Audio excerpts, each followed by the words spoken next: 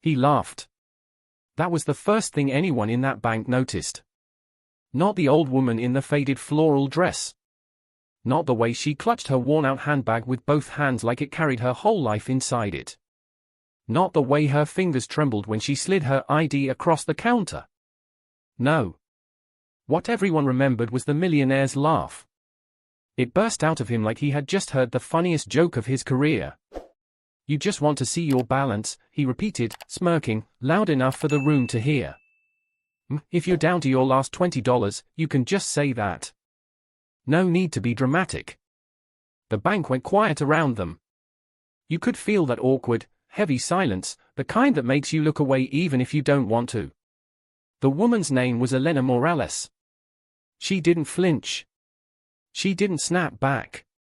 She just looked at him, really looked at him, with these tired, gentle eyes that had seen more storms than he'd ever imagined. "I just want to see my balance," she repeated calmly. The millionaire, Adrian Kane, rolled his eyes and leaned one elbow on the marble counter, designer watch glinting under the cold blue lobby lights. He was the kind of man you notice even if you don't want to, perfectly tailored grey suit, dark hair slicked back, the quiet confidence of someone who believes the world exists to prove him right. Behind the counter, the young teller, Jordan, shifted uncomfortably. "Sir," Jordan said carefully, "if you'd just give us a moment." But Adrian wasn't finished. "You know what bothers me," he said, voice still loud, still carrying. "People like me work 70, 80 hours a week building something. And people like her," he flicked his hand in Elena's direction without even looking at her, "show up wanting to talk about their balance, like the bank is some kind of charity." Someone in line behind them let out a small, shocked laugh. Someone else looked down at their shoes. You know that feeling when you're in a room where something wrong is happening, but nobody steps in yet? That slow, awful realization that you might be the only one who sees it clearly. If you've ever been in a moment like that, you know exactly how that bank lobby felt. The manager, a woman in a navy blazer named Priya, sensed it from her glass office and stepped out. "Is everything all right out here?" she asked, eyes moving from Elena's calm face to Adrian's smirk. Elena gave her a soft smile. "Yes, dear. I just want to see my balance." Adrian scoffed, turning toward Priya. "Look, I just need my business transfer processed. I asked if there was a priority line for VIP clients and suddenly I'm stuck behind someone who doesn't even know how much they have in their account." He paused for effect, then added, "Trust me, I could buy everyone's balance in this room and still be fine by lunch." Priya's jaw tensed. She dealt with people like Adrian before. People who spoke in dollars and treated respect like something optional, only given to those who could afford it. "Sir," she said evenly, "we don't prioritize clients based on how much money they have. We prioritize based on who came first and who is being respectful. Please wait. We'll be with you in a moment." He stared at her like he couldn't quite believe someone had told him, "No. This bank holds all the corporate accounts for Kane Dynamics," he said quietly, but threateningly. "Are you sure this is how you want to treat your clients?" Elena's eyes flickered for just a second when he said the name. Kane Dynamics. But she said nothing. Instead, she turned back to the teller and repeated that simple, stubborn sentence, every word steady. "Please. I just want to see my balance." Priya nodded to Jordan. "Go ahead and pull it up for her." Jordan logged in, fingers flying nervously over the keyboard. Elena slid a small, well-used debit card across the counter along with her ID. The monitor tilted slightly toward Adrian as he leaned in, clearly more interested in drama than in his own errand now. He was ready to smirk at a tiny number. To feel that little burst of superiority. To walk away feeling justified in his attitude. The screen loaded. Jordan's eyes widened. His hands froze over the keyboard. He whispered. Adrian frowned. "What? Is it negative? Are we doing charity cases now or?" He leaned closer. And then he saw it. The number. The balance. His own smug expression froze on his face, like someone had hit pause. Because on that screen, in that plain, ordinary checking account, was a number that didn't make sense.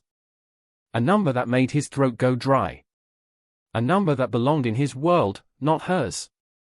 $53,418,912.71. In the account of Elena Morales. The old woman in the faded floral dress. The woman he'd just mocked in front of a room full of people. Priya drew in a sharp breath. The line behind them shifted, people craning their necks and whispering. They couldn't see the screen, but they could see the change. Adrian's hand slipped off the counter. He took a small step back. Elena looked at the screen, blinking once, twice, like she wasn't sure if her old eyes were playing games with her. "That," she whispered, voice barely there. "That can't be right." Oh, but it was. And what nobody in that room knew, not yet, was that this number, this balance, was about to drag 20 years of secrets into the light. What nobody knew was that this wasn't just about money. It was about promises. About power. About betrayal so quiet it almost looked like kindness. And for Adrian Kane, the man who thought he could buy respect, it was the beginning of the day his entire life flipped upside down. Now, before we unpack how this all happened, before we go back to the beginning, I want you to ask yourself something. Have you ever looked at someone and thought you knew their whole story in 5 seconds? Because that's what this is really about. Not just a bank account. Not just a balance. But what happens when you judge a life by a single glance? If you're still here, watching this, stay with me. By the end, I promise you'll see why that balance was the least shocking part of this story. Long before that moment in the bank, before the numbers and the tension and the humiliation, there was a small, dim apartment on the east side of the city. The kind with peeling paint that the landlord would fix next month, and a hallway that always smelled like someone else's dinner. The kind of place where dreams had to share space with overdue notices. In that apartment lived Elena Morales and her granddaughter, Sophia. Elena's life had always been simple, at least from the outside. She was the woman who cleaned offices after everyone else went home. The woman who worked double shifts as a home health aide. The woman whose hands were cracked from bleach and winter, whose knees ached on the bus ride home. But inside that small body was a spine of steel. Elena had already survived more than most people ever would. She'd raised her daughter, Lucia, alone after her husband walked out. She'd watched Lucia fall in love too fast, marry too young, have a baby, Sophia, and then get sick far too soon. Cancer doesn't care how kind you are. By the time doctors found it, Lucia was gone in less than a year. You know those women who quietly become the backbone of a broken family without ever being asked? That was Elena. She held the pieces. She held the baby. And she held every bill that came with both. Sophia, at 12 years old, was tall for her age, all elbows and questions, with a sketchbook always tucked under her arm. She loved drawing shoes, sneakers, heels, boots, little worlds on paper she could step into and escape. Abuela, she would say, sprawled on the floor with colored pencils around her, one day I'm going to design shoes that don't hurt your feet. Elena would laugh softly, rubbing her tired ankles. I'll be your first customer, am I, Nina? On the kitchen table, where other families might have centerpieces or fruit bowls, Elena had something different, a neat stack of envelopes. Rent. Utilities. Medical debt. Credit card statements with red letters. Every month it was the same ritual. She would sit down with her glasses sliding down her nose, open each envelope carefully, and line up the numbers in her head. Every month, she would do quiet math that made no sense. Okay. If I pay half of this one, and ignore the late fee on that one, maybe the lights stay on and there's enough left to get Sophia new shoes for school. Elena knew something that most rich people never have to learn. You don't have to be bad with money to be poor. Sometimes being poor just means life never gives you a break. Across the city, another life was unfolding. Floor-to-ceiling windows. A penthouse view of the skyline. Emails that started with, per our last discussion, and ended with, best regards, but never really meant it. This was the world of Adrian Kane. Adrian grew up on the opposite side of the map in every way. Son of a wealthy contractor, private schools, summers abroad. Some people are born into comfort, Adrian was born into expectation. Make something big, his father would say, swirling whiskey in a cut-glass tumbler. Kane men build. We don't just work. And so Adrian went to business school. He learned how to talk about markets and valuations. He learned how to treat people as resources and time as currency. He launched a tech company, Kane Dynamics. At first it was just a small team building software for logistics. Then a small contract turned into a big one. Investors noticed. Money followed. Headlines followed money. Pretty soon, Adrian had become one of those names. The kind of self-made millionaire who conveniently forgot to mention the door his parents had already opened for him. The more money he made, the more he believed his story. That he was smarter, faster, better than everyone else. That anyone not making it just wasn't trying hard enough. And deep in the fine print of one of his earliest contracts, there was a clause. One that would tie his life to Elena's, even though they wouldn't meet for years. Elena first saw Adrian's name long before she saw his face. Not on a billboard. Not in a news article. On a badge. She had started a new cleaning job at a shared office building. Nights were long, quiet, and filled with the hum of leftover tension from daytime meetings. One more floor and then home, she would murmur to herself, dragging her cart. On the 23rd floor, there was a glass door with a simple frosted logo, Kane Dynamics. Big deals up here, her supervisor had told her that first night, handing her a key card. Be invisible. Don't touch any desk that looks important unless it's scheduled. Don't talk to anyone if they're still working. Elena had nodded. She always nodded. That first week, she worked around faces glued to screens, half-eaten delivery containers, scribbled whiteboards. Nobody looked up. She moved like a ghost, wiping down tables, emptying trash, stacking coffee cups. Until one night, almost 2 a.m, a voice cut through the silence. "Excuse me. You can't be in here right now." She turned, startled. A young man in a blazer was standing in the doorway, holding his phone in one hand and a laptop bag in the other, annoyance written all over his face. His ID badge swung on a lanyard. Adrian Kane, founder and CEO.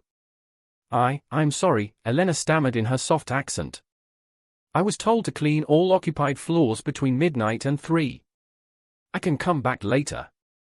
"Well, now you've already walked through," he snapped. "There's confidential material here. We can't have random people wandering around. Next time, ask before entering." He'd never had to think about what it meant to call someone random. To him, it meant unimportant. Elena lowered her eyes. "Yes, sir. I apologize." He looked at her for an extra second, eyes flicking to her worn shoes, her slightly frayed uniform. Then he sighed. "Just be careful. We're in the middle of closing a big deal. Everything is time-sensitive. If you accidentally throw out the wrong stack of papers, it could cost us millions." "I would never throw away something important," she said quietly. "That's not my job." He didn't answer. He was already looking back at his phone. Their entire first interaction was less than a minute. But the feeling of being small, of being dismissed, sat heavy on Elena's chest all night as she scrubbed other people's coffee stains off expensive desks. "Now, here's the thing.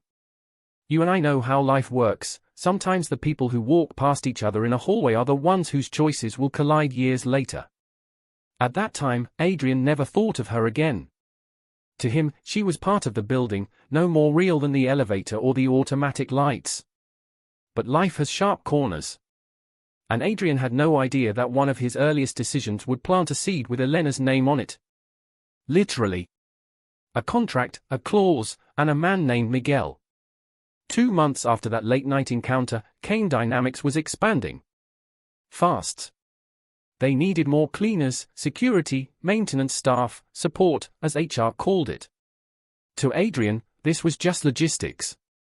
Numbers in a spreadsheet. A budget line. "We'll outsource," he said in a meeting. "Subcontract the whole building's support staff through one company. Less overhead. That company was called Horizon Services.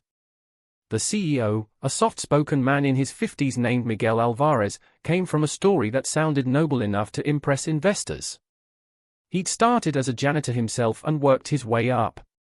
Now he ran a mid-sized operations company that hired people other businesses overlooked: immigrants, single parents, older workers. When Miguel sat down across from Adrian to negotiate, he wore the only suit he owned. It didn't fit perfectly, but his eyes were sharp. "Our people work hard," Miguel said. "We do right by them. Fair wages, benefits." "That's good," Adrian said smoothly, scanning the contract. "We're all about doing right by people here." And maybe, in that moment, some part of him believed that. On page 8 of the contract, in the middle of dense paragraphs about liabilities and performance metrics, there was a clause. Section 14.3, Retention Incentive. Miguel had suggested it quietly, almost as an afterthought.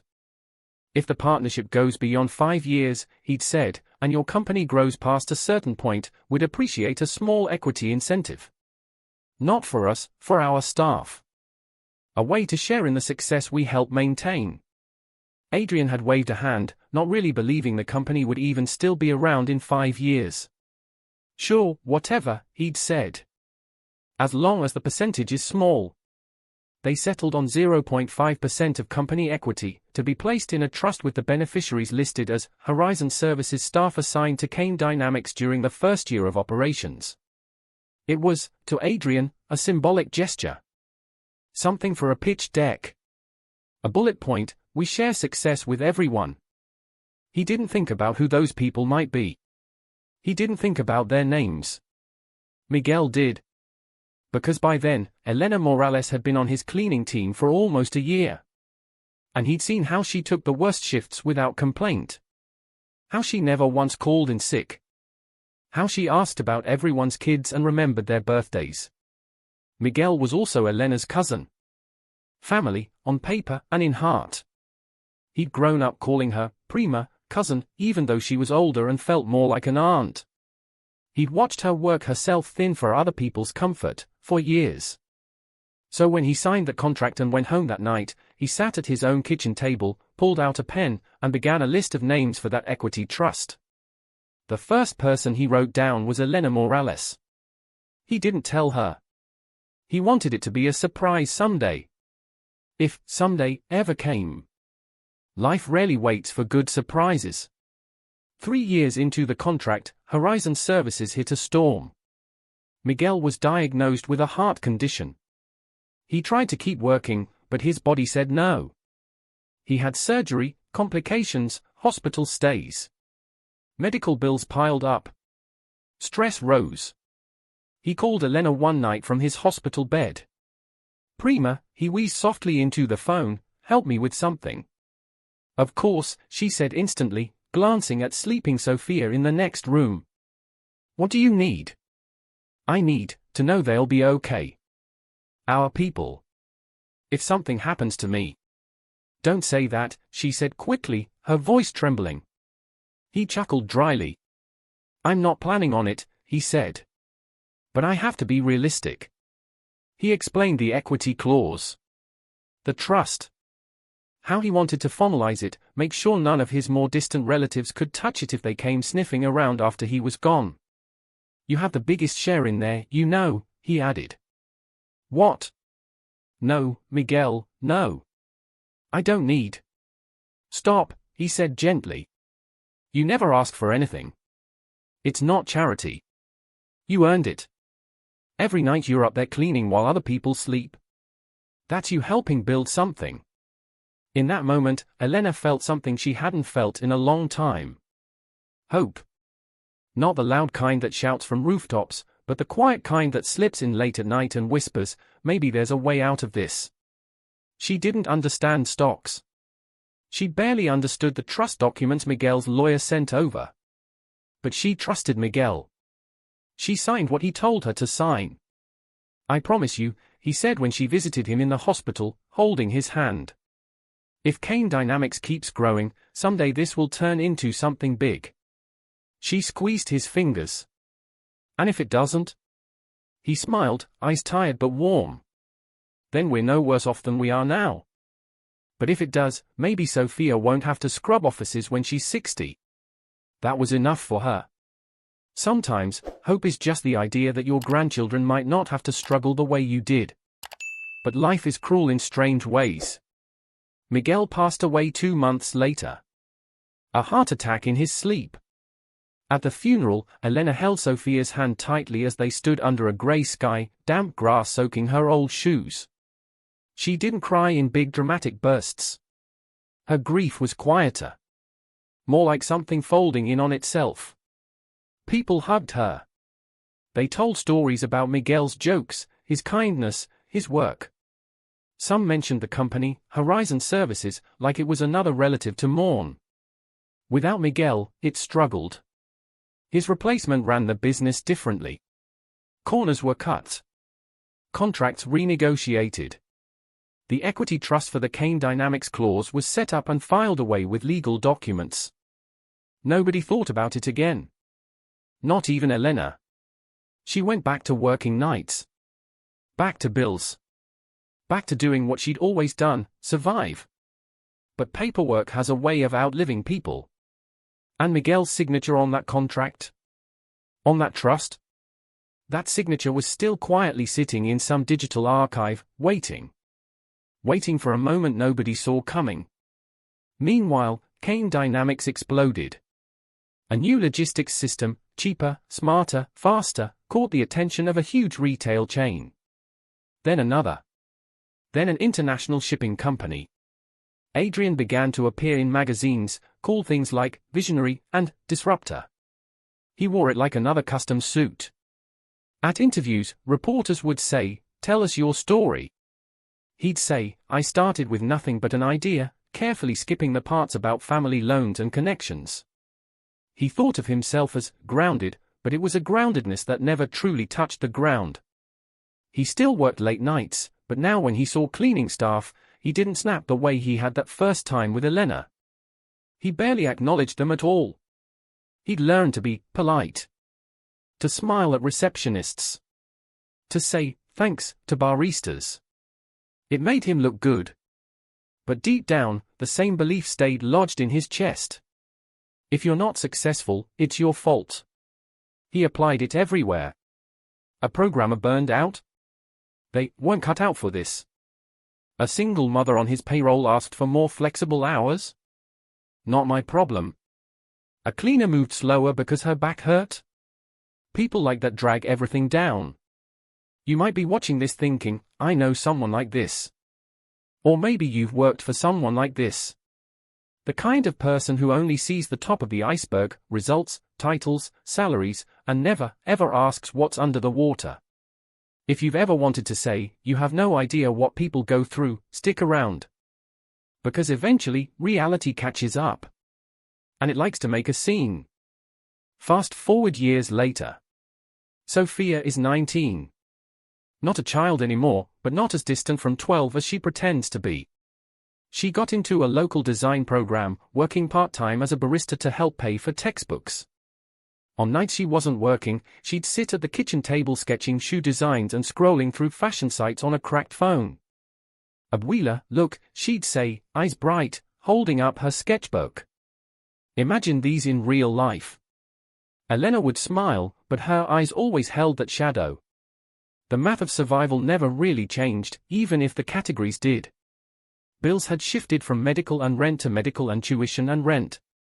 Then came the day Elena's body finally protested. She was cleaning a conference room at another building, not Kane Dynamics anymore. That contract had shifted to another team when her hours changed, when a sharp pain exploded in her chest. For a second, she thought it was just exhaustion. Then the room spun. She dropped the spray bottle she was holding. It hit the floor with a sharp crack, liquid spilling in a bright, artificial blue puddle. The next thing she knew, she was waking up in a hospital bed, bright lights overhead. Sophia was at her side, eyes red, gripping her hand like it was the only solid thing in the world. Abuela? Sophia choked out when she saw her eyes open. Oh my God, you scared me. The diagnosis wasn't a full heart attack. Just severe hypertension and stress. But the doctor's voice was firm when he said, "If you keep working double shifts like this at your age, your body will give out. This isn't optional." "But I have to work," Elena protested, ignoring the way her chest still throbbed. "We need the money." "I?" "Ms. Morales," the doctor interrupted gently, "if you don't slow down, no amount of money will matter." They gave her a folder of paperwork and pamphlets that all said the same thing in different words: "You can't keep living like this." She went home with new medications, new fear, and the same stack of bills. One night, a week later, Sophia came home early from her barista job and found Elena at the table, head in her hands. "Abuela," she whispered. "What's wrong?" Elena lifted her face, and for the first time in a long time, let her granddaughter see her cry. "I don't know what to do," she confessed. "The doctor says I have to work less, but the rent doesn't listen to doctors. And your tuition? I don't know how we're going to pay it. I don't know how to keep you in school and keep the lights on." Sophia's heart cracked. She'd been trying so hard not to add to her grandmother's stress. Biting her tongue every time the tuition office emailed. Pretending tips were better than they were. But there's only so much pretending you can do when the numbers don't lie. "What if I drop out?" Sophia whispered, voice shaking. "Just for a year. I can pick it back up when—" "No," the word shot out of Elena like a reflex. "You are not dropping out. You are the first in our family to go this far. You will finish." "Ow!" Sophia demanded. "With what money?" Silence. Heavy. Cold. Full of all the answers Elena couldn't give. And then, like a faint echo from the past, something tugged at Elena's memory. Miguel's voice. "If Kane Dynamics keeps growing, someday this will turn into something big." She got up and walked to the single kitchen drawer where she kept important things. It wasn't a filing system, just a stack of folded papers bound by a rubber band stretched so thin it had a white crack in the middle. She pulled out a manila envelope at the bottom. On the front, in faded pen, Miguel had written, "For Elena, trust documents." Her hand shook as she opened it. "What's that?" Sophia asked. "A promise," Elena whispered. "Maybe." She spread the papers on the table. Legal language stared back at her. Trust. Beneficiaries. Equity. Vesting. Kane Dynamics. She didn't understand all of it, but she recognized the name. The logo. The line where her own name appeared next to a percentage and long numbers. "What is this?" Sophia breathed, leaning closer. "A share," Elena said slowly, trying to remember how Miguel had explained it. "Of the company. Very small. But he told me it could grow." "If the company grew?" Sophia grabbed her phone with shaking fingers. "Abuela," she said, scrolling quickly, "Kane Dynamics is huge now. They're in the news all the time. Their stock is on the market. This could be." They locked eyes. "I don't want to hope too much," Elena said quickly. "Long time has passed. Maybe this is nothing. Maybe he told me that because he didn't want me to worry." Sophia shook her head. "No. Miguel didn't lie to you. We have to find out." And that was how, a few days later, Elena found herself standing in the lobby of the bank where Kane Dynamics accounts were managed. Clutching that manila envelope. And silently praying that the promise her cousin made from a hospital bed years ago hadn't disappeared into thin air. Remember where we started? The bank lobby. The marble floors. The bored security guard. The potted plants trying to survive under fluorescent lights. This wasn't Elena's usual bank. This was downtown, Glossier, where the air smelled like expensive cologne and printer toner. She approached the receptionist's desk hesitantly. "Good afternoon," the young woman said with a professional smile. "How can I help you today?" I was told to come here with these papers." Elena slid the envelope across. "They said this is where the trust is held. For Kane Dynamics." The receptionist glanced at the logo, typed something into her system, then nodded. Yes. We do handle some of their trust accounts. Do you have ID with you? Elena nodded and carefully handed it over. Please take a seat, the receptionist said. Someone will be with you. Elena sat down, heart thudding. Sophia couldn't come with her, she had a midterm exam. It's okay, Sophia had said that morning, squeezing her arm. Call me the second you know anything. Okay. So Elena sat alone. And a few minutes later, the elevator doors opened and a familiar name stepped out. Not familiar to her. Familiar to everyone else. Adrian Kane. He walked in with two assistants trailing behind him, one carrying a leather briefcase, the other a tablet. He was mid-conversation, words sharp and efficient. If the numbers don't line up by Friday, we pull out, he was saying. I'm not in the business of hand-holding underperformers. The branch manager, Priya, met him halfway. Mr. Kane, she greeted, extending a hand. We have everything ready for the transfer discussion. He barely glanced at her before nodding. Good. Let's make this quick. I've got another meeting across town. As they walked toward the back offices, he passed by the chairs where clients waited. Past a young couple nervously holding hands. Past an elderly man squinting at a brochure. Past Elena. For a brief second, his eyes flicked toward her. But nothing registered. She was just another, random person, in a chair. He went into a glass-walled office with Priya. The negotiations were tense. Kane Dynamics was considering consolidating accounts, maybe even moving to a state-of-the-art digital bank. This branch's future business depended on keeping Adrian happy. He was used to that. Used to rooms tilting around his mood. It made what happened next hit even harder. Because in the middle of that meeting, Priya's receptionist knocked on the office door and leaned in. Sorry to interrupt, she said, looking nervous. There's a situation at the front. A client with documents related to a Kane Dynamics trust. It's unusual. We might need your approval. Adrian frowned. What kind of trust? She glanced down at the papers in her hand. It's part of the Horizon Services Employee Equity Trust you set up years ago. Adrian was already annoyed. I don't have time for this, he snapped. Tell them to schedule an appointment. Priya's eyes flicked over the documents, then widened slightly. Mr. Kane, she said carefully, it might be worth at least taking a look. The balance involved is significant. And if they are a legal beneficiary of your corporate trust, any issues could reflect on your company's reputation. He hated that word. Reputation. It was the only thing bigger than his ego. He sighed dramatically and pushed back his chair. Fine. 5 minutes. Let's go see what this is. He followed Priya out into the lobby. And that's when we circled back to where we began.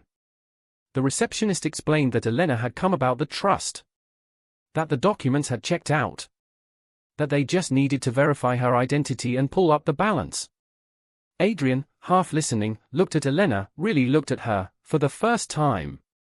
Faded dress. Fraying handbag. Old shoes. He assumed everything from that one glance. And you know what assumptions do. He stood nearby as Jordan, the teller, pulled up Elena's account. He heard her say, I just want to see my balance. He laughed. Loud. Arrogant. You really got the billionaire involved for this, he scoffed. Lady, if you have a couple $1,000 from some old employee plan, congratulations. You don't need the red carpet. Priya shot him a warning look, but he waved it off. Then the number appeared. Then his laugh died. Then his world tilted. Because here's what the system showed. The Horizon Services Employee Trust had been allocated 0.5% equity in Kane Dynamics at the time of its Series B funding. Nobody had ever dissolved it. Nobody had ever altered the beneficiaries. No one on Adrian's accounting team had thought it was worth the trouble when the company first went public. It was small back then. A rounding error. But as Kane Dynamics grew, stock splits and appreciation magnified that rounding error into a fortune. The trust, managed quietly by the bank under automatic rules, had sold portions of stock at multiple peaks, rebalancing into a diversified portfolio. And due to the original documents Miguel had signed and filed, Elena Morales had ended up with the largest individual share. Over $53 million. In her personal account. Which she had never once checked. Until now. Elena swallowed hard, staring at the screen. Is that all mine? Jordan's fingers trembled on the mouse. Yes, he said. According to the trust documents, this account is registered in your name. Fully vested. No liens. No holds. Priya double-checked everything, her eyes jumping from her tablet to the screen to Elena's ID. It appears to be correct, she said quietly. Ms. Morales, you are a very wealthy woman. Elena's head spun. I don't understand, she whispered. I'm just a cleaner. This must be a mistake. I can't. It's not a mistake, Adrian cut in before he even realized he was speaking. His voice sounded strange in his own ears. He grabbed the edge of the counter, staring at the numbers. Recognizing the old contract ID. The Horizon Services code. The trust's reference. Memories flickered. Miguel's face across that conference table. His insistence. The casual, sure, whatever, Adrian had thrown out like it meant nothing. He swallowed hard. The equity clause, he murmured. We set it up years ago. I forgot it was still active. He forced a chuckle, trying to regain his usual swagger. Well. Congratulations, Ms. Morales. You accidentally won the corporate lottery. He expected her to smile. To gush. To maybe even cry from joy. She didn't. She just looked at him with that same tired gaze, except now there was something else there. Something like sadness. I didn't win anything, she said softly. I earned it. At least, that's what my cousin said. Your cousin? Adrian repeated, thrown. Miguel Alvarez, she said. He ran Horizon Services. He cleaned your offices before you were on magazine covers. He said your company would share success with us. The name landed like a stone in water. Adrian remembered the man vaguely. The suit that didn't quite fit. The careful way he'd negotiated. The equity clause he'd dismissed as a marketing gimmick. He felt heat rise to his face. Right. Miguel. He cleared his throat. Good man. Elena tilted her head. He died, she said simply. Years ago. His heart. He worked too hard. Adrian flinched, just a micro-expression, but it was there. Nobody had told him. Or if they had, he hadn't listened. You'd be surprised how much impact you have in people's lives you never think about. He suddenly became aware of the silence behind him. The line of customers watching. The security guard pretending not to listen. The receptionist frozen at her desk. He could feel their eyes on him. On the millionaire who had laughed at the woman with $53 million. If you believe people should be held accountable for how they treat others, you can imagine what everyone in that room was thinking. And if you're watching this right now, tell me in the comments, what would you have said in that moment if you were standing where Elena was? Would you have rubbed it in? Stayed quiet? Walked away? Because what she said next wasn't what anyone expected. Ms. Morales, Priya said gently, we can set up an appointment with a financial advisor for you. To help you understand your options. There are taxes, investments, safety measures. It's a lot to take in. Elena nodded slowly, still looking dazed. Yes. I think I need help. I don't know anything about this. Adrian seized on that, relief cutting through his embarrassment. Yes, he said quickly. Exactly. It can be dangerous to handle large sums alone. Kane Dynamics actually has connections with some of the best advisors in the city. I'd be happy to personally recommend. Elena turned and looked straight at him. Why? The room stilled. Adrian blinked. Excuse me? Why would you be happy to help me now? She asked, voice still calm, but with steel under it. You laughed at me 5 minutes ago because you thought I had nothing. Her words weren't loud, but they landed like thunder. He opened his mouth, closed it. For once, charm didn't come. He stammered, I didn't. I was just being honest, she supplied. Saying what you really think. He swallowed.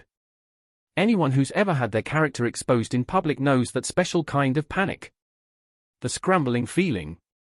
The urge to fix it, to spin it, to make it go away. I apologize, he said finally, defaulting to the businessman's toolkit. It was inappropriate.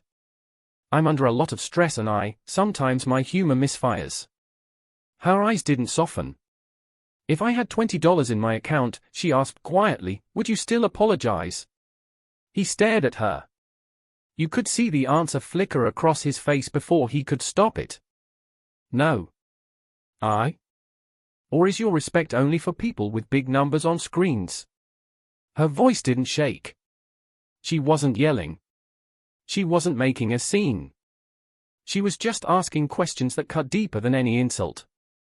If I was still cleaning your offices, she continued, emptying your trash and wiping your table, and if I came here to see my balance and it was $50 instead of 50 million, would you still say you wanted to help me?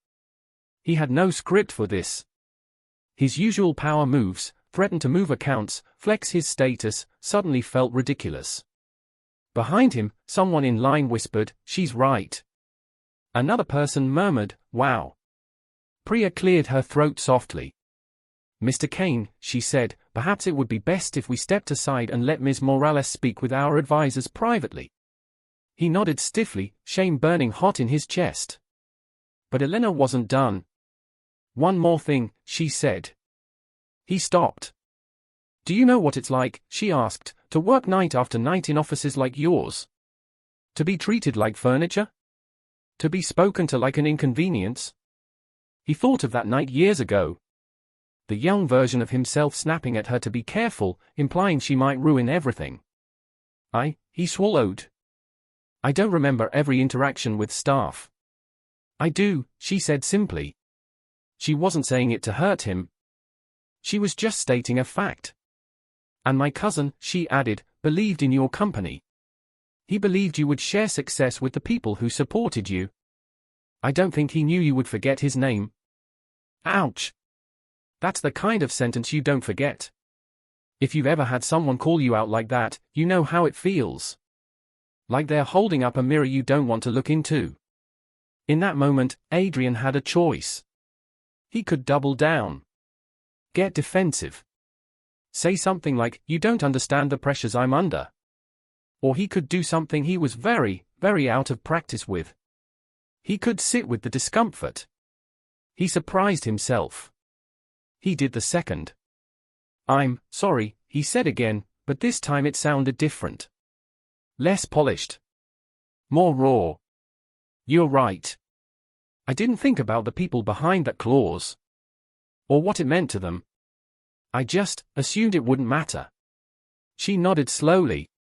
Assumptions are expensive, she said softly. Not just with money. Then she turned back to the teller.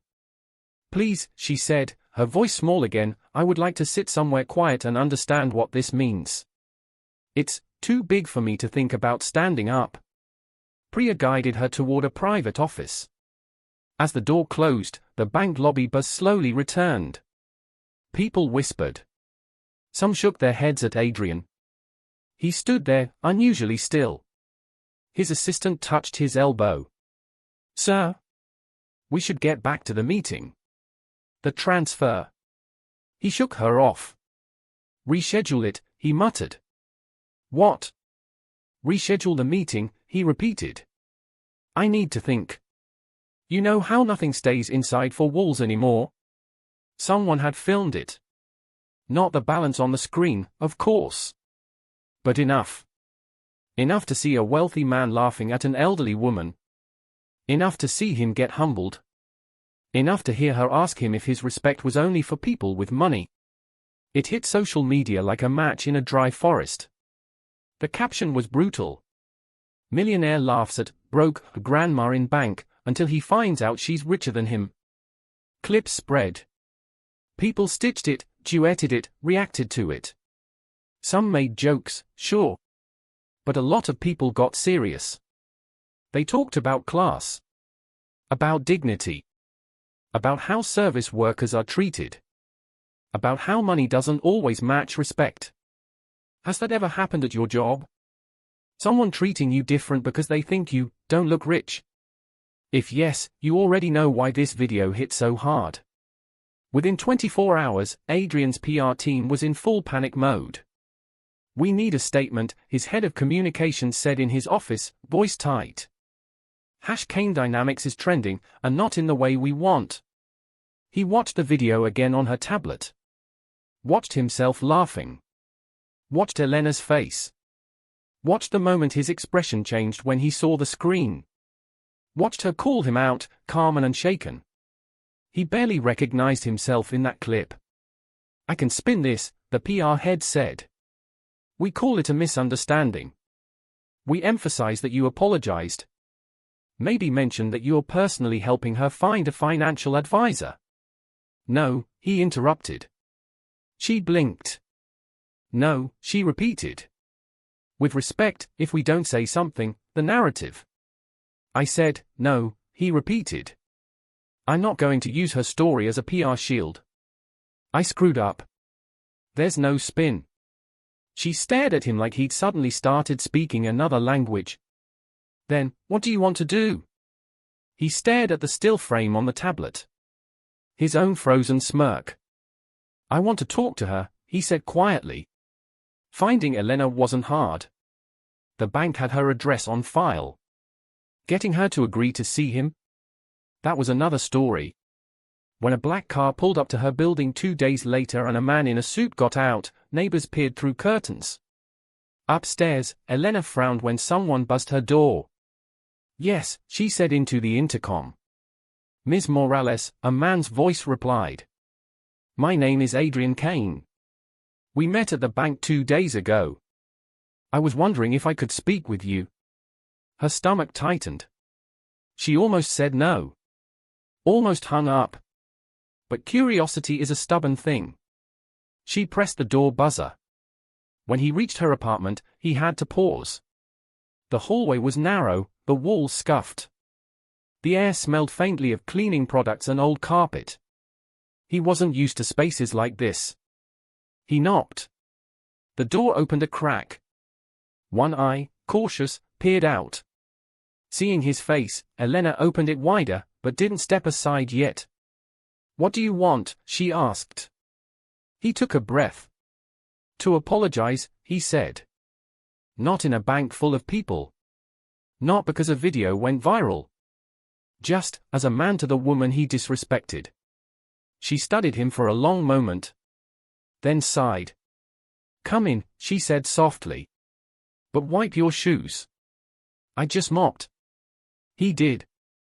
Inside, the apartment was small but spotless. A tiny couch, a second-hand table, a few plants in chipped mugs on the windowsill. On the table, Sophia's sketchbook lay open, colorful shoes sketched across the page. "This is my granddaughter's," Elena said when she noticed him glance at it. There was pride in her voice. "She wants to be a designer." "It's good," he said honestly, surprised by the detail. "Really good." She gestured for him to sit. He declined. "I'd rather stand," he said. "If that's all right." She shrugged. "As you wish." "So. Apologize." He almost smiled at her bluntness. Then his shoulders sank. "I'm sorry," he said, looking her in the eyes. "For laughing at you. For assuming you were less important because of how you looked. For forgetting the people behind the work that built my company. For a lot of things I'm only now starting to see." She listened silently. "You don't owe me anything," she said after a moment. "You set up that trust with my cousin. He believed in it. You kept your word, even if you forgot it. That's the part that bothers me, he admitted. That I forgot. That it was so easy for me to sign something and walk away, while for you, that signature might change your life. She frowned slightly. You came here just to tell me that? Partly, he said. And partly to ask you something. Her eyes narrowed. I'm not giving the money back, she said, a trace of humor in her voice. If that's what you're wondering. He shook his head quickly. No. God, no. That money is yours. I'm not here to talk about that. I'm here because I realized something watching that video. She raised an eyebrow. And what did you realize? That my company's story is incomplete, he said slowly. In all our pitches, all my interviews, I talk about vision and innovation and leadership. But I never talk about the people who make everything possible behind the scenes. People like you. Like Miguel. Like the dozens of others who keep the lights on and the floors clean and the systems running. She folded her arms. So, he continued, I want to change that. And I don't think I can do it from the top down. I'd just mess it up again. I was wondering if you would consider helping. She laughed softly. Help you? The man who laughed at me in a bank lobby? I deserve that, he said. But yes. Help me. Help us. I want to create something at Kane Dynamics, a program, a committee, I'm not even sure what to call it yet, that ensures our support staff have a real voice. Real equity. Real respect. Not just on paper. He hesitated. And I thought, who better to guide that than someone who actually knows what it is to live that life? She looked at him like she was trying to see if he was playing some kind of elaborate joke. You want to hire me? She asked slowly. An old cleaner with no fancy degrees. I want to work with you, he said. And pay you fairly for your time and input, if you agree. You're under no obligation. You're already independently wealthy now. You never have to step into an office again if you don't want to. There it was. The truth. She could walk away. Buy a house. Travel. Never scrub another floor. For the first time in her life, she had options. Real options. But if you've been poor most of your life, you know something. Money doesn't erase the memories of every time you were made to feel small. It doesn't fix the systems that made it so hard in the first place. Sometimes, what you want more than comfort is change. I'll think about it, she said finally. He nodded. That's all I can ask. He handed her a card. If you decide no, that's okay, he said. Either way, I meant what I said at the bank. If you need help navigating financial advisors, lawyers, anyone who might try to take advantage because they smell money, I will connect you with people who'll treat you fairly. No strings. She studied his face. It was hard to tell if this was guilt, genuine growth, or some mix of both. I will talk with my granddaughter, she said, tucking the card into her drawer next to the trust documents. She is better at reading these things than I am. We'll let you know. Of course, he said. Thank you for letting me into your home. As he turned to leave, she called after him. Mr. Kane? He looked back. Yes. She smiled faintly. Next time you see someone in a bank, or a hallway, or an office, and you think you know their story in 1 second, remember this day. He nodded, the weight of her words settling deep. I will, he said. Time didn't suddenly become a montage. That's the thing people don't talk about enough, change isn't cinematic. It's not just one big speech and then everything is different. It's awkward. It's slow. It's full of mistakes.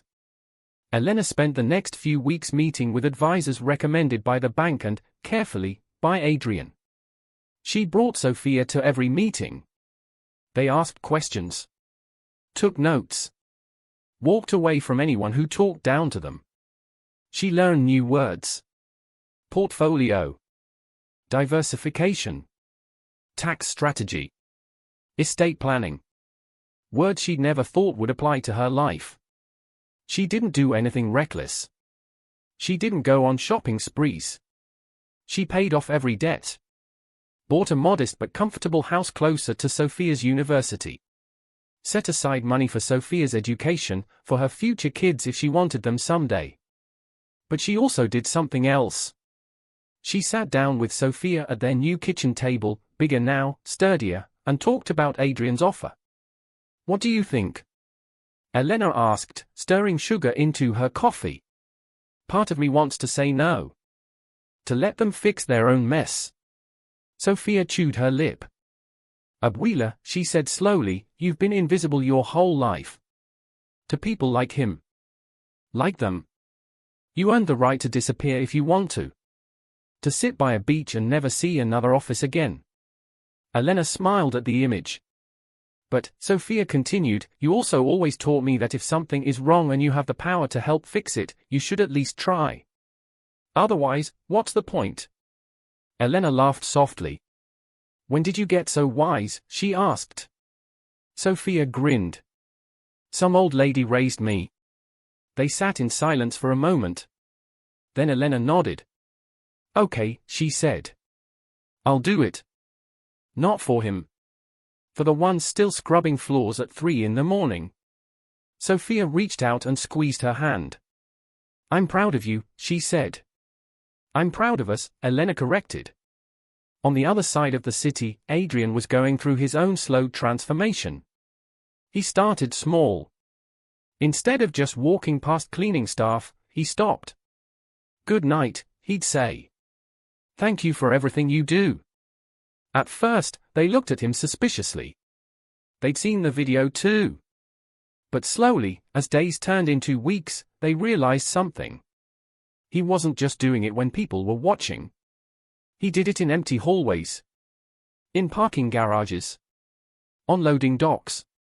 He also did something that made his board nervous. He called a company-wide meeting. Not the kind where only executives spoke and everyone else nodded. The kind where everyone was invited. Engineering, marketing, HR, security, reception, cleaning staff. Everyone. He stood on a small stage in the cafeteria, microphone in hand, the viral video still burned into his memory. "For those who don't know," he began, 2 weeks ago I behaved poorly in a public place. The internet saw it. You probably did too." A murmur rippled through the crowd. "I laughed at someone I assumed was beneath me," he continued. "I told myself for years that I built this company through hard work. That anyone could do the same if they just tried as hard as I did. That people who clean our offices or scan our badges or fix our networks are interchangeable." He shook his head. "I was wrong." You could actually feel the shock. CEOs don't say that very often. "I'm not saying this because my PR team told me to," he said. "I'm saying it because it's the truth. And because something happened that forced me to see just how much I don't know about the people who keep this place running." He paused. "I'm not going to share Ms. Morales' financial details with you," he said. "That's her business. What I will share is that she used to clean offices like these. And she ended up with a benefit from this company that we didn't even bother to tell her about properly. I want to make sure that never happens again." He took a breath. "Starting today, we're creating an Employee Equity and Dignity Council," he said. "It will include representatives from every level of this company, including facilities, cleaning, and security. Their job will be to review how we compensate, how we communicate, and how we show respect for people whose names don't appear in headlines but whose work makes our success possible."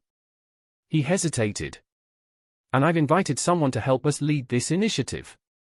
Someone who knows what it feels like to be invisible here. I hope she says yes." He didn't name Elena. He didn't need to. It wasn't about putting her on display. It was about opening a door.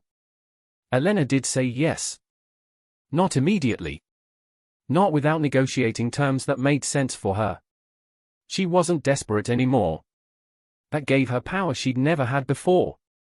"I will work part-time," she told Adrian in their follow-up meeting. "I am not coming in every day for 12 hours. Those days are over. Of course, he said quickly. And I want my granddaughter involved, she added. She has ideas. She understands young people and social media. You need that. He raised an eyebrow. What does she do? She designs, Elena said. He thought of the sketchbook on her table. Bring her to the first meeting, he said. So on a rainy Tuesday, in a conference room that used to feel like a different planet to her, Elena sat at the head of a long table with Adrian on one side and Sophia on the other. Around them were representatives from all over the company. Jamal, from Night Security. Priya, from the bank, invited as an external advisor for corporate banking ethics. Rita, a senior developer. Carlos, a janitor who'd worked in 3 different Kane buildings. An HR director who looked like she wanted to both help and not get fired in the process. Thank you all for coming, Adrian began. For once, he didn't run the meeting. Elena did. She tapped the table lightly. I'm not used to being in rooms like this, she admitted. So forgive me if I don't use fancy words. I will speak the way I know how. That's exactly what we want, Rita said, smiling. Elena nodded. Good. Then here's what I know, people notice everything, she said. They notice who gets thanked and who gets ignored. Who gets bonuses and who gets told, be grateful you have a job. She looked around the room. I want to hear from all of you, she said. Not just today. Over the next weeks and months. I want to know where people are hurt. Where they feel unseen. We can't fix everything. But we can fix some things. She turned to Sophia.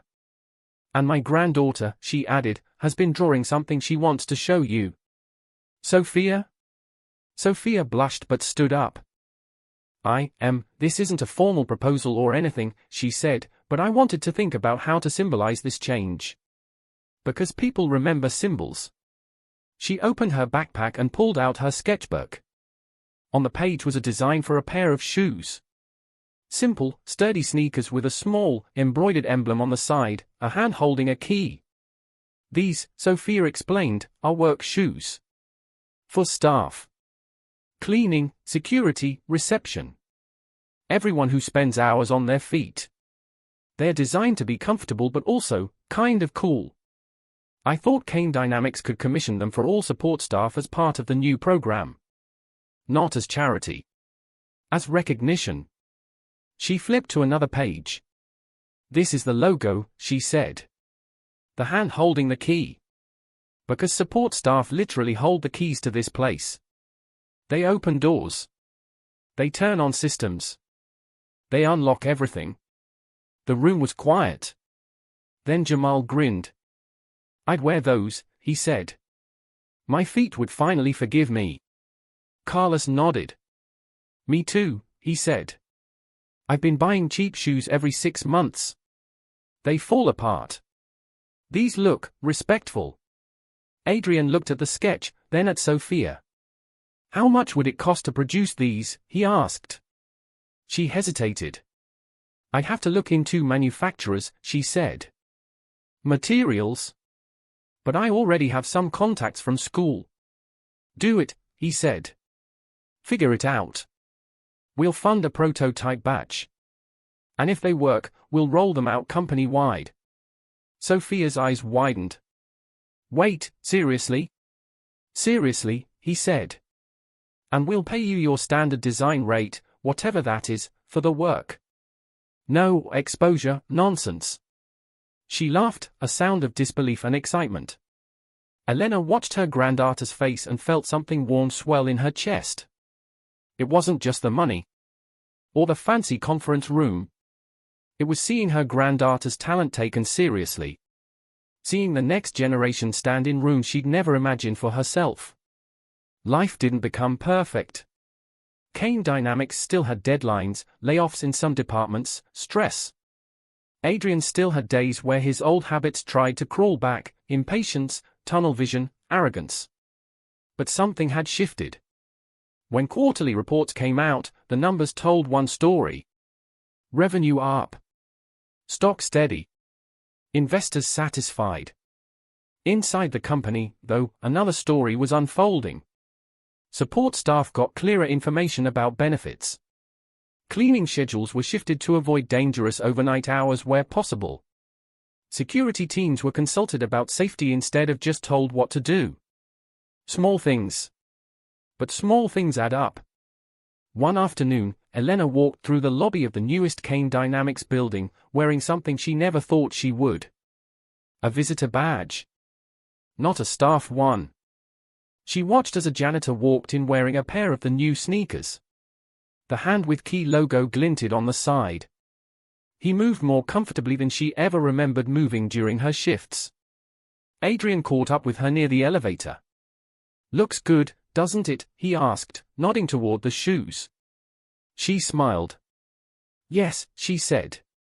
"Feels good, too." "How are you liking retirement and part-time consulting?" he teased. She rolled her eyes. "I like not setting an alarm for the night shift," she said. "And I like that when I do come here, it's to sit in meetings where people actually listen." He nodded. "Thank you," he said suddenly. "For what?" she asked. "For not walking away," he said. "You had every right to. You still do. But you chose to help us be better." She looked at him thoughtfully. "I didn't do it for you," she reminded him. "I know," he said. "That's why it worked." They stepped into the elevator. As the doors closed, she glanced at his reflection in the metal. "You changed," she said. He smirked. "I hired a better PR team," he joked. She raised an eyebrow. He sighed. "And I'm trying," he corrected. Slowly. Imperfectly. "But I'm trying." "That's all any of us can do," she said. "Keep trying to be better than we were yesterday." Months after the bank incident, Elena went back to that same branch. Not because she needed to. Because she wanted closure. She walked in wearing a simple but new dress, her worn-out handbag replaced by a sturdy leather one. Her shoes were comfortable, her posture a little straighter. Jordan, the teller, spotted her and lit up. "Ms. Morales," he said. "Good to see you again. How are you?" "I'm well, thank you," she said. "I was just hoping to speak with someone about my balance." He chuckled nervously. "Of course," he said. "We can set up a private room." She smiled. "I don't need a private room this time," she said. "I know what's in there. The numbers aren't what I'm here to check." He frowned slightly. "What are you here to check, then?" She looked around the lobby. At the cleaner mopping near the door. At the older man being patiently helped by a teller. At the manager, Priya, speaking gently to a nervous young couple. "I came to see if respect is still free," she said softly. He blinked. She laughed. "I worry, sometimes," she said, "that people only respect me now because they heard I have money. Because they saw my name in that video. I wanted to see if that's true. If you'd still smile if I walked in wearing my old shoes." Jordan shook his head. "Ms. Morales," he said, "I hope I would have treated you with respect that day even if Mr. Kane hadn't been here. I can't change how he acted.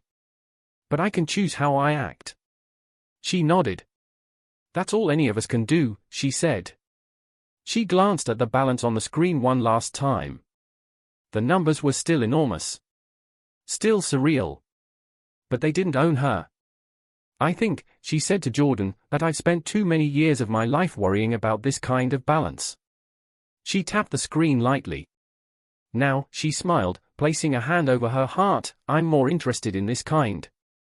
As she left the bank, the automatic doors whooshed open. The world outside was the same. Cars honked. People rushed. Bills still existed. But for Elena, everything had changed. She wasn't just the woman who'd gone from cleaning offices to having millions in the bank. She was the woman who held an entire company accountable. Who turned humiliation into transformation. Who used her unexpected wealth not to build walls, but to open doors. And for Adrian? He didn't become a saint. That's not how real life works. But he became someone who remembered. Who remembered Miguel's name? Who remembered the faces of the staff? Who remembered that day in the bank every time he started to snicker at someone who looked poor? Because once you've watched your own arrogance get exposed in front of strangers and the internet, you either harden up or soften. He chose to soften. So, what's the lesson here? On paper, this story is about money. About a woman who didn't know she was a multimillionaire. About a trust fund hidden in legal documents. About a laughing millionaire humbled by a bigger number. But underneath? It's about something else entirely. It's about how easy it is to look at someone and forget that they have a whole world inside them. A world of losses and late nights and quiet promises made at hospital beds. It's about assumptions. About how dangerous they are. Adrian assumed Elena was less than because of her clothes, her age, her job. He assumed her life could be summed up in one glance. He was wrong. Elena assumed that any help would have to come from working harder, from sacrificing more of herself. She didn't believe life could surprise her in a good way. She wasn't entirely wrong. But she also didn't know how much she had already been given by someone who believed in her when she didn't even know to believe in herself. Miguel's signature on that contract was an act of faith. Not in Adrian. In Elena. In people like her. And in the end, that faith paid off. Not just in dollars. In dignity. If you're still watching this, ask yourself. How many Elenas have you walked past today? The cashier who seems slow. The janitor mopping your office floor. The driver dropping off your food. The older woman counting coins at the pharmacy. You don't know their balance. Not the one on their bank account. And not the one in their heart. You don't know what promises are quietly waiting to mature in their lives. What strength they've already shown. What they've survived to stand where they stand. And if you've ever been an Elena, someone people looked down on, laughed at, dismissed, remember this. Your value was never sitting in a bank. It was never measured by a paycheck or a title. It was in every time you got back up. Every time you kept going. Every time you chose kindness when the world gave you reasons to be bitter. Money can change your address. But character changes the world around you. If you believe people deserve respect regardless of their bank balance, hit that like button so more people hear stories like this. And if you've ever been judged by how you look, or what you do for a living, tell me in the comments, what would you have said to Adrian in that bank? Because at the end of the day, the real question isn't, how much do you have? It's, how do you treat people when you think they have nothing? That's the balance that really matters. And that one, you can't fake.